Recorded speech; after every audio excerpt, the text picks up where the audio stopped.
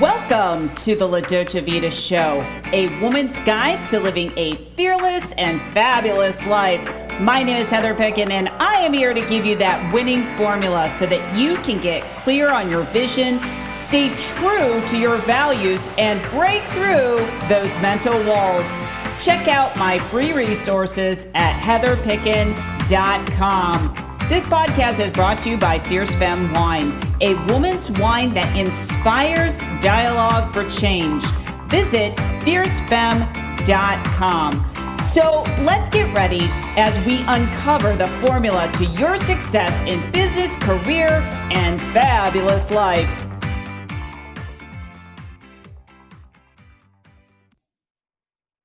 Well, hello, everyone, and welcome to another episode of the La Dolce Vita Show, the formula for really having a fearless and fabulous life. So I always say this is the woman's guide of learning how to break through your fears, your limitations, all of those things that hold you back in your business and in your life. And I'm excited to talk to my guest today, Dr. Cara Tucker, and she's going to be sharing with you, we're going to be discussing her new book called Unlabeled. I think this topic is really important, especially to women. I think a lot of times we put labels on ourselves, and I always say labels are lies. So I want to lead off with that and welcome Dr. Cara Tucker to the call. Thank you so much for being here. Yes, no, thank you so much. Thank you so much. And you're so right. It is definitely about lies. I call them illusions. Yes, absolutely. You know, it's funny because when I saw the title of this book and you have labels like Dear Perfect, Dear Obsessed, Dear Addict, Dear Ego, Dear Identity, Dear Happy, those things are really interesting, and I can see how they kind of weave into the fabric of today of what women are going through. And before we dive into your book, I want to share a story, and maybe we can kind of tie this in. When I was in fourth grade, I was diagnosed with a learning disorder, and that label I put in myself was stupid. And that actually carried on over to like many years of my life, impacted my finances, my relationships, my self-worth, my body, and that's kind of why I do the work today. So I think you coming on the show and talking about this book is perfect. And so my first question to you is, what was the inspiration behind you writing this book? Well, I have been a clinical psychologist in and out of the field for over, 20 years. And I'm talking in between working with women in prison, working with women coming off of accidents, emergency medicine, and then of course my true love, which is private practice.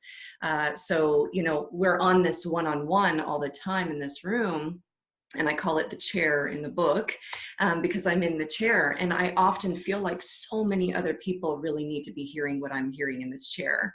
And you're so exactly right about having these labels that are so elusive and damaging, and that's why I just wanted to rip through and just say, no, unlabeled, you know, let's get to know the labels that we do have, if we are acknowledging them, because right now there's some hot topic in psychology about, do we diagnose or do we let the clients know their diagnosis? I have clients coming in all the time saying, I'm anxious, I've got anxiety, I've got depression, and how are you going to help me? And I'm like, wow, okay, so just the labels alone that they're already saying I'm depressed, we've already started an interesting conversation. And that's why this book was born, because I'm just starting to join the conversation about this hot topic out there, that now we're starting to get into this essence of, now I've got labels, and now I've got depression, now I've got anxiety, what do I do with it? So it's really an interesting conversation, especially in psychology, especially with working with clients. So just as a child to experience a label, and then what that really means, and all of the damaging and negative thought processes that go on that nobody ever expresses, right? Nobody ever expresses this until obviously they're ready to step up to themselves and come into the room and actually start unlayering and unlabeling this process of what's been so hurtful.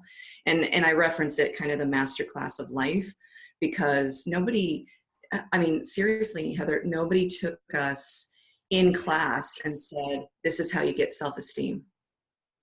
Nobody in any teacher, nobody, anything, just said, hey, here's what self-esteem really looks like, girls. Here's what we're supposed to do. And there's this underlying universal label we have, really, am I good enough? Am I absolutely good enough? And we're all kind of trying to chase that, or possess that in some way, or we are fearful of it. So yeah, I really empathize, because it is very damaging to have certain labels. Mine, on the other hand, was I just wanted to be a doctor, and I set out to be a doctor, and I became that clinical doctor. And then when I did it, and I've been doing it for a while, I'm like, well, wait, I'm not just that. Like, I want to write a book one day, and I want to do other things. And I'm like, whoa, like, this is a really strong label, almost so much that it scared me a little bit, because it was like, everybody's labeling me the expert. And I'm like, yeah, okay. I don't know what I'm an expert in. I'm just trying to do, so it was really this, yeah, these labels we are given. It's like, how do we work through them? And, for me, that's just the whole other labeling aspect, that it's like, then Dear Miss Perfect started coming in, and that's why that chapter Dear Perfect comes in, because it's like, yeah, we think we are supposed to be a certain way or do something a certain way, and it's an illusion. It's just an illusion.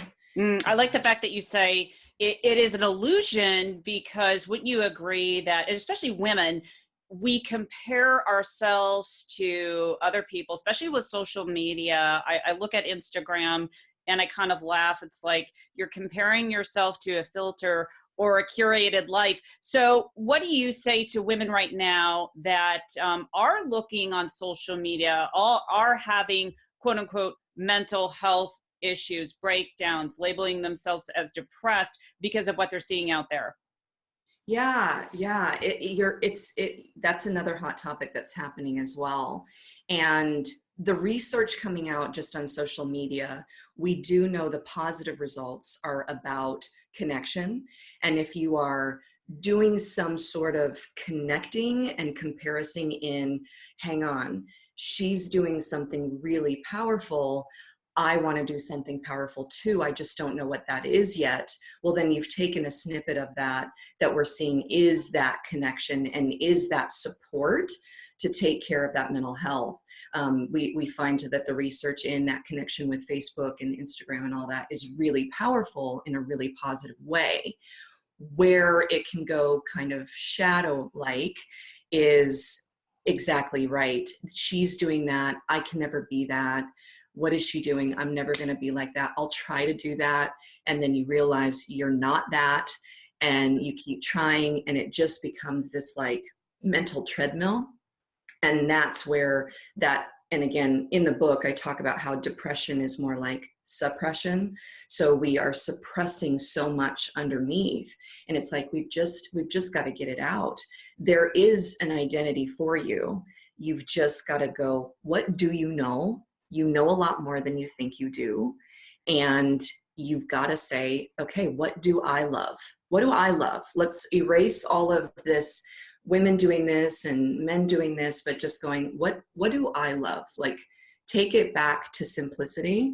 Like, what did I love as a little girl? What did I love doing? And then on the other aspect, like, what did I hate? What did I dislike? I hated people in pain. That's why I wanted to help people in pain, because I hated it so much and I didn't like it. And so some of those things that you don't like too, you can start kind of that dialogue with yourself to really start going, okay, this is my true voice. And we do know in this industry and being on Instagram, it is finding a voice. You do have a story. That's what's making you so beautiful and unique. So in this, I encourage anybody who's going through that, just rule it out, say, this is what I love, this is what I like, this is what I don't like, what am I going to do with it? And just be free to be you, like, it is just being free to be you. And 5 seconds of judgment is going to happen because that's what we put up to protect ourselves, I think.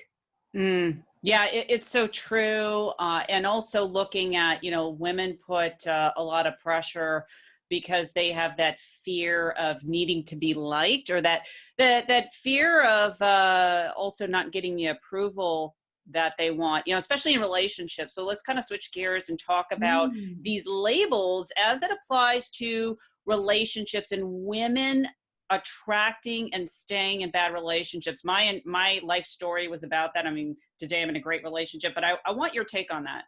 Yeah. One of the chapters is, it's kind of a bit of it's a dialogue again about identity. And again, we've never really been taught how to be a whole self. There's this essence that we've got this cup that's filled up to about 40%, just based on what we've learned, what we've taken in. And when we start entering relationships, we think on a deeper subconscious level that person is going to fulfill that for us. And then what we realize is like, hang on, they're a whole self too, that brings a whole nother story behind the scenes, that they are, somebody who has unresolved things that are going on, have never talked about it. And then all of a sudden these two people join in. And then we wonder why there's so many divorces and breakups happening all the time, because the ego is starting to become so protected in that they think, let me see my ego inside of your ego. And you're separate, you're a whole. And that's what I teach in the work that I do, is let's build up this whole person that is everything. And once you're going like, hey, you have a right to be able to kind of interview your potential mate. What do you like? Rather than, oh, I just want to show up and I just deep down want to be loved and hopefully this guy will be the one. No, it's, I am this whole. I'm this person that I'm presenting. And if you're not meeting the bill here, you're not fitting the bill, well then, move on. And it's just that extra bonus, but we've not been taught that. And I often see and hear, which you're very right, Heather, I've been divorced too. So I grew up in that relationship. Obviously I needed it for some reason, but we take those snippets and we take those lessons and we're growing into newer relationships. But if you don't grow, then you're going to keep attracting those same people. And one of my cliche statements in the room is that I'm like, we attract where we're at. If we're attracting and we're insecure, and of course we have insecurities, but when we're setting up for something this strong, well, then we're going to attract somebody who's doing the same. We're going to attract somebody who also has lack of confidence or self-esteem, and then it's going to be this like, hey, do for me, you're not doing, and it becomes a tension. It becomes a conflict. And I know that certain conflicts will get movement in relationships, but conflict all the time dies the soul, really. It just flattens the soul. And so the book talks about this very thing of start really understanding your identity, what you like, what you don't like. And it's just a bonus when you have somebody that's walking with you, not behind you, not ahead of you, just kind of right next to you. And it's just excruciating to watch, and working with women who have been in a relationship for 13 years. And I'm just hoping for the day that they come in and they go, I've left him, because that's what their soul needs, to be free. But that concept of being lonely or being alone, and that's really two very interesting terms, being alone and lonely. And then we start having some very interesting dialogue happening, because that's why women don't want to let them go, is because they fear that being lonely, or what does it look like being alone. And it can be amazing. It can be great. It can be get to know yourself. And this is why this self-help is happening, and it's on fire right now, because people are listening. People are starting to go, hang on, I do want more. And that's the beautiful thing about the brain, is that it does want more. And that was the intention behind this, so that women could go, whoa, okay, she's inside my head. This is actually what I've been thinking. Because I know for the past 20 years, sitting in a chair, that's what women are thinking. Because I keep hearing the same thing over and over again. And that's what's established, in this book of labels, because of what we've done. And it is about that relationship, and it's about the relationships we carry about with other women, with the men, our childhood, the relationships we carried through the dialogue of parenting, what we were responding to. It just goes on and on. But what the goal here is about: compassion to the self, start loving the self. Love is the greatest wisdom. And the first thing you got to do is look in the mirror and step up to it, and really start diving in. I love that. Such a powerful message, and really just distilling it into loving yourself, because when you do love yourself, you can align exactly with what you want in your life.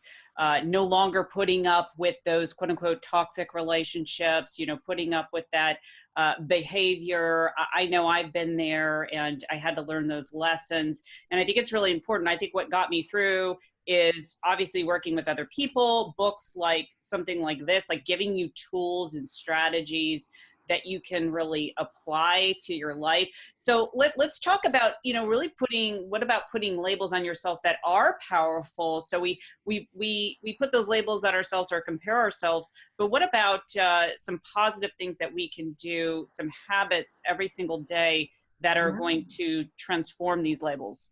Well, one of my biggest techniques, that's so powerful, yet all the women find it kind of hard to do, which is start journaling.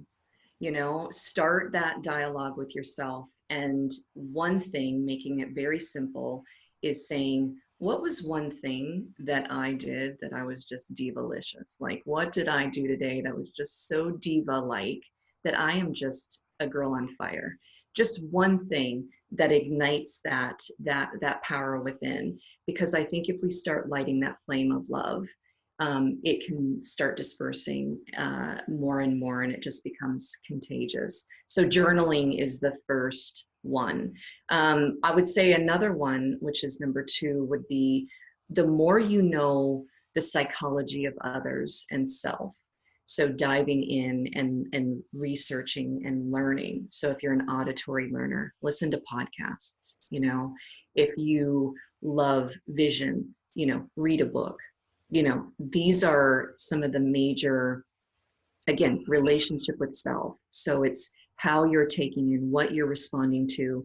And sometimes the brain needs about 7 bumps before it really starts setting in, like, wait, I've heard this before. Even though people have been saying it, even though we've been hearing it along the way, but the more you're involved in it, the quicker we can stop the suffering, right? So the sooner we get involved and we just open it up and just say, hey, I'm open. What am I going to hear today? What am I going to see today that I need to see? And then third, it is really creating like just that space, because we are women who love to take care of others, and we will say yes to 5 other people before we say yes to ourselves. So I definitely think just creating a space, a mommy timeout if you're mothers, a girl timeout if you're just this girl that's like, I need to just rule out the distractions and just have this beautiful space. And if we can do those 3 things, journaling, dialoguing with the self, learning and responding in openness, and then 3, just really creating that space for yourself, I think, yeah, there's this essence that we think we're self-indulgent, or we might be a bit selfish, and that's not what this is about. It's really just learning yourself again, and really just hearing yourself again. Because again, with social media, it can become distracting, and she's doing that and I'm not doing this. And no, it's everybody starts somewhere. So it's just really great to hear you say these things, because that's what people and women are needing to want, right? It's not about what we need, it's about what we want too. So it's really that dialogue of learning, it's not what we need, it's what we want. And deep down, go for it. I love that. I love what you're saying, and it's like women have to give themselves permission to do this, because subconsciously we've been programmed, especially if you look at throughout history, to serve other people, to serve the partner, to serve the kids.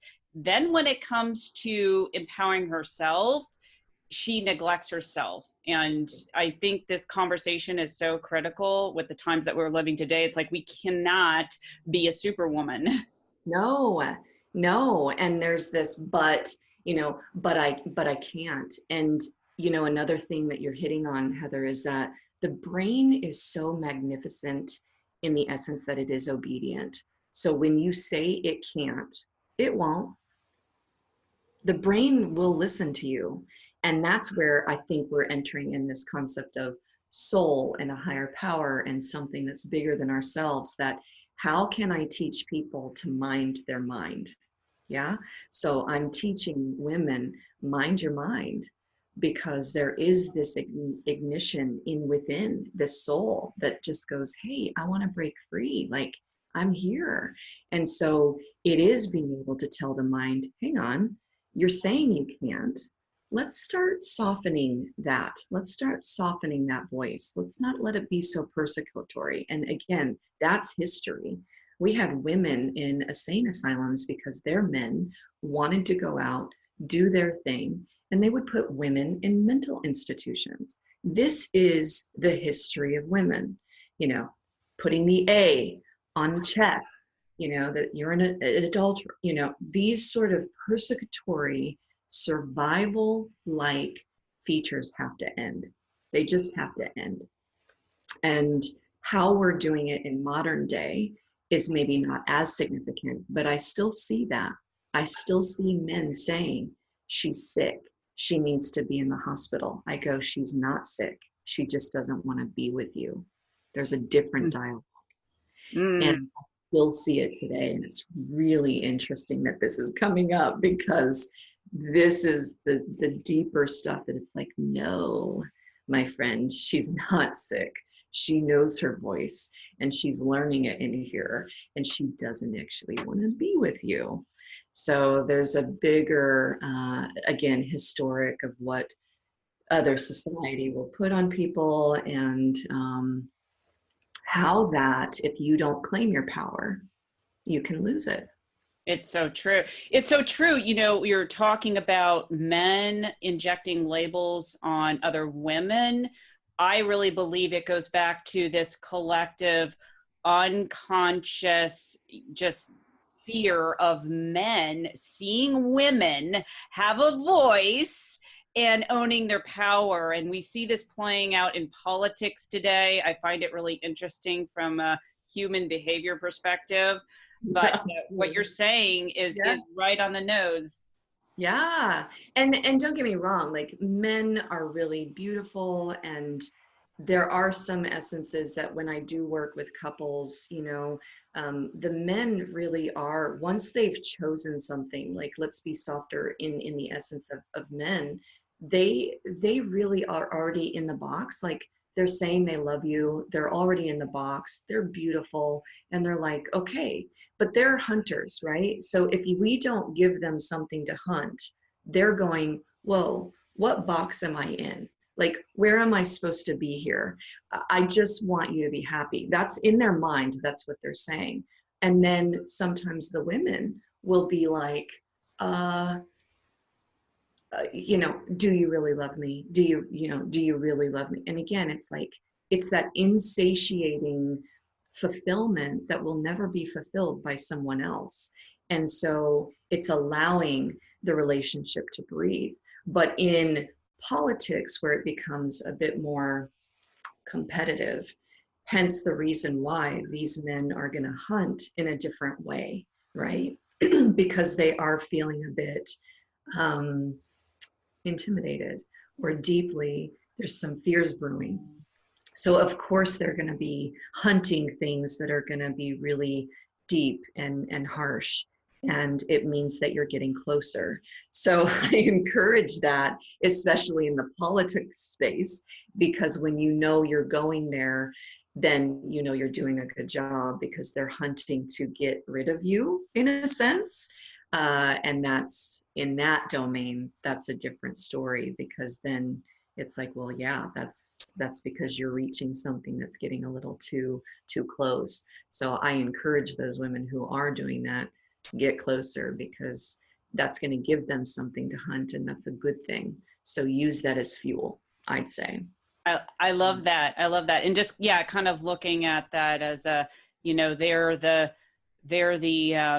hunters. I also think, like, just kind of looking at this scenario, I think for many years, women have been perceived, or maybe we put this label upon ourselves, as the prey and the men, the predators. And I think if we wear that label, especially today, we definitely give our power away. I believe both sexes are necessary, but I think we're in this time, we're just kind of redefining what that looks like. And I definitely love men. So this show is not about bashing men. This is about yes. So both sexes. And I think there's a time and place and a different sort of relationship, obviously. And there's definitely relationships that I go, wow, this voice of the male is so in fear. And that is actually, it's interesting that it's coming up again. There's a chapter in the book called Dear Ego.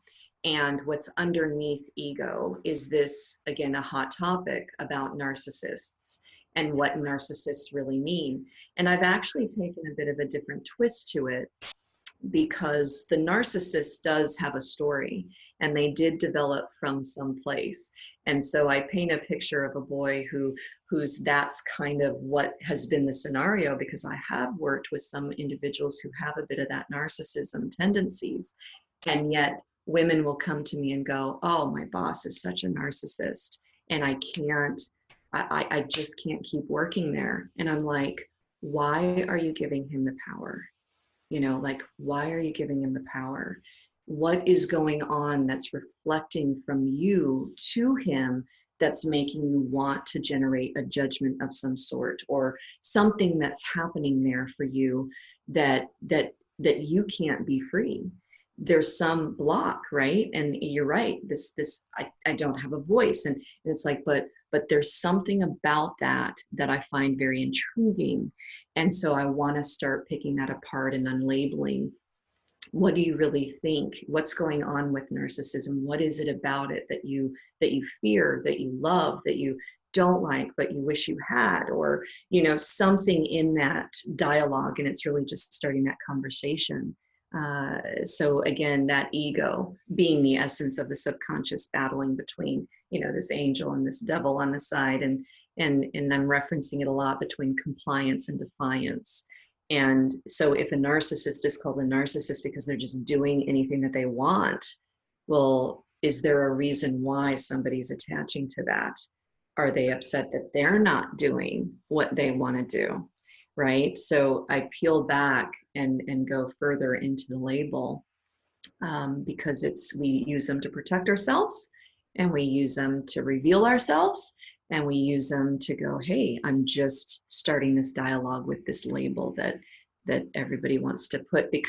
And the reason why labels are so important is because the brain has a way, the minute I say fear, the brain has a way of reacting to that neuro language, the neuro-linguistic meaning. But if I said courage, you're stepping into the same concept, right? You're stepping into the same concept, but two very different feelings behind them, yeah? But they both feel uncomfortable. So the minute we start putting a word neuro-linguistically out there, narcissist, what starts happening for people? So I take a bit of a twist in the book and talk about how the narcissist was born. And it gives a softer version of, like, if you really understood the narcissistic profile, it will give you some understanding and some compassion. And then that starts a more dialogue that brings us together rather than this concept of all of us trying to separate ourselves from everyone.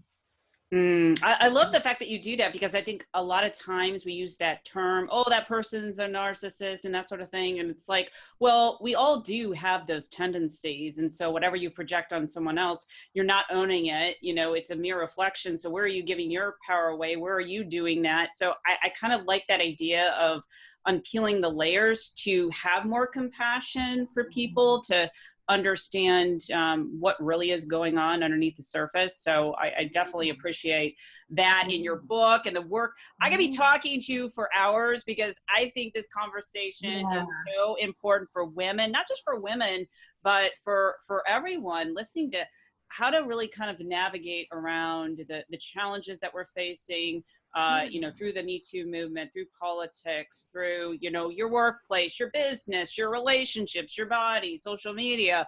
So before we go today, where can people get this book? Yeah, so my website is with Dr. Cara. It's thrivewithdrcara.com. So www.thrivewithdrcara.com, because I believe in the ego surviving to thriving. So I've designed social media, Thrive Consulting, Cara Tucker, Dr. Cara. You can find all of my feeds, Facebook, Instagram, and the book again will be coming out very shortly. So it's really exciting, and I'm just so grateful for this opportunity, Heather. Just other women taking care of other women. So thank you so much for this opportunity to have a platform for the work that you're doing too. So thank you for that. And if it's not for women like you, then other women wouldn't have this thread to get involved in and take care of. So thank you so much. My pleasure, my pleasure. And I recommend everyone to check out Dr. Cara's book. We have it in the show notes. So whatever you're watching or listening, I feel it's really important to support other women on the show if they have a book and that sort of thing. So you can never know everything. And you can, even if you read a book that talks about one thing, you can see it in a different way. And that's how, I think she was mentioning that earlier, how you can really absorb and reflect and implement the information today. So Thank you so much, everyone. And until next time, this is Heather Picken, and live fearlessly. Take care, everyone. Bye-bye. So if you like what you hear on this podcast, please rate, review, and subscribe. Interested in becoming a sponsor or learning more about leadership for women's performance using neuroscience or business coaching, contact support@heatherpicken.com. And don't forget to grab my latest book, The La Dolce Vita Formula, by going to fearlessandfabulousbook.com. That's fearlessandfabulousbook.com.